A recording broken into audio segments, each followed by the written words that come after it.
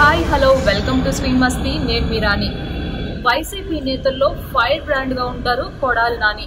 ప్రతిపక్షాలని విమర్శించాలి అన్నా, చంద్రబాబు మీద గలం ఎత్తాలి అన్నా కొడాలి నాని తర్వాత ఎవరైనా, ఎంతమంది నేతలు ఉన్నప్పటికీ కొడాలి నానికి ఉన్న క్రేజ్ అనేది వేరే. అయితే ఆయన అనారోగ్య సమస్యతో బాధపడుతున్నారని కొన్ని వార్తలు అయితే సోషల్ మీడియాలో చక్కర్లు కొట్టేస్తున్నాయి. ఇంతకు ముందు ఒకసారి బసవతారకం హాస్పిటల్ దగ్గర కనిపించిన కొడాలి నాని క్యాన్సర్ తో బాధపడుతున్నారని కొన్ని వార్తలు అయితే మనకి తెలుస్తూనే వచ్చాయి. అయితే ఈ మధ్యన ఇటీవల ఎన్నికల ప్రచారం ముగిసిన తరువాత కొడాలి నాని కొంత అస్వస్థతకి గురైనట్లు వార్తలు కూడా వస్తున్నాయి. అయితే ఆయన కళ్ళు తిరిగి పడిపోయారని, హఠాత్తుగా అలా జరగడంతో అలా కళ్ళు తిరిగి పడిపోయిన కొడాలి నానిని వెంటనే హాస్పిటల్కి తరలించారని కూడా తెలుస్తోంది. అయితే కొడాలి నానికి ఎలాంటి అనారోగ్య సమస్య లేదని వైద్యులు కూడా వెల్లడించేశారు.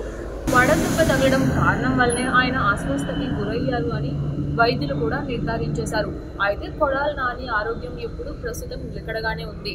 నానికి ఎలాంటి అనారోగ్య సమస్యలు లేవని కూడా వైద్యులు వెల్లడించేశారు.